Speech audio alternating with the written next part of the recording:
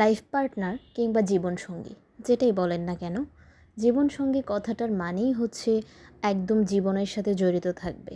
আর জীবনসঙ্গী যদি একজন আরেকজনের সাথে ওতপ্রোতভাবে জড়িত না থাকতে পারে, তাহলে জীবনসঙ্গী কথাটার মানে আসলে ঠিকমতো হয় না, এটা আমার কাছে মনে হয়। যেহেতু লাইফ পার্টনার, তাহলে তো পার্টনারের উচিত যে তার পার্টনারের ভালো মন্দ ছোট বড় সব বিষয়ে খেয়াল রাখা, তাই না? তো আরেকটা কথা বলি কি, যখন দেখবেন পার্টনার কিংবা জীবনসঙ্গী একসাথে লাইফ লিড করা শুরু হয়, তখন কিন্তু অনেকে মনে করে কিংবা অনেক লাইফ পার্টনার মনে করে, লাইফ পার্টনার বলতে যে শুধু ছেলে কিংবা শুধু মেয়ে তা না, মানে একজন হাজব্যান্ডের জন্য ওয়াইফ, একজন ওয়াইফের জন্য হাজব্যান্ড, দুজনেই কিন্তু দুজনের জন্য সমানভাবে গুরুত্বপূর্ণ। আর এটা যে আরেকটা জিনিস বলি আমি, সেটা হচ্ছে যে হাজব্যান্ড ওয়াইফ কিংবা লাইফ পার্টনারের ক্ষেত্রে আরেকটা বিষয় হচ্ছে খুব ছোটোখাটো বিষয়গুলো খেয়াল রাখতে হয় কিংবা কেয়ার করতে হয়। এমনও অনেক হাজব্যান্ড ওয়াইফ কিংবা জীবনসঙ্গী আছে যারা কাছাকাছি থাকে কিন্তু তাদের দূরত্ব অনেক বেশি। আবার এমনও হাজব্যান্ড ওয়াইফ আছে যারা অনেক দূরে থাকে কিন্তু ওই দূরত্বটা তাদের কাছে কোনো ম্যাটার করে না, কারণ তারা দুইজন দুইজনকে গুরুত্ব দিয়েছে কিংবা দিচ্ছে।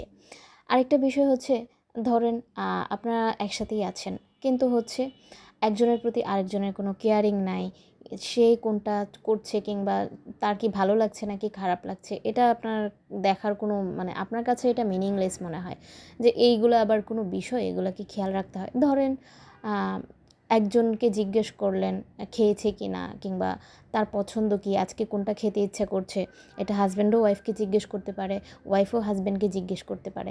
এই বিষয়গুলো যদি আসলে ছোট শুধু খাওয়ার বিষয় না, যে কোনো বিষয়, যে আজকে তোমার কি করতে ইচ্ছে হচ্ছে কিংবা আজকে ধরেন যদি দেখেন যে কারো মুড অফ, সেটা হাজব্যান্ডেরও হতে পারে ওয়াইফেরও হতে পারে, তখন একজন আরেকজনকে জিজ্ঞেস করা যে কিছু কি হয়েছে কিংবা কেন মুড অফ, এটা জিজ্ঞেস করলে কিন্তু সে বলবে কিংবা তার মনটা একটু হালকা হবে। হ্যাঁ, কিন্তু দেখা যায় এই ক্ষেত্রে যদি আপনি তাকে জিজ্ঞেসই না করেন, তাহলে সে কিন্তু দেখা যাবে একদম নিজেকে গুটিয়ে নেবে আপনার কাছ থেকে, এবং এইভাবেই কিন্তু আসলে দূরত্বটা সৃষ্টি হয় আমার কাছে মনে হয়। আরেকটা জিনিস আমার কাছে মনে হয়, দুইজন দুজনের প্রতি সম্মান রাখতে হবে কিংবা দুজনকে দুজন সম্মান করতে হবে। দুজন একসাথে থাকলে মাঝে মধ্যে মতের অমিল হতেই পারে কিংবা একজনের কথার সাথে আরেকজনের কথা না মিলতেই পারে, এটা খুবই স্বাভাবিক ব্যাপার।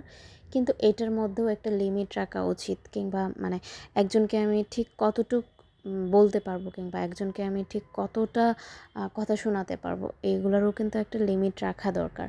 তাহলেই আসলে হচ্ছে লাইফ পার্টনার হয়ে ওঠা যায়।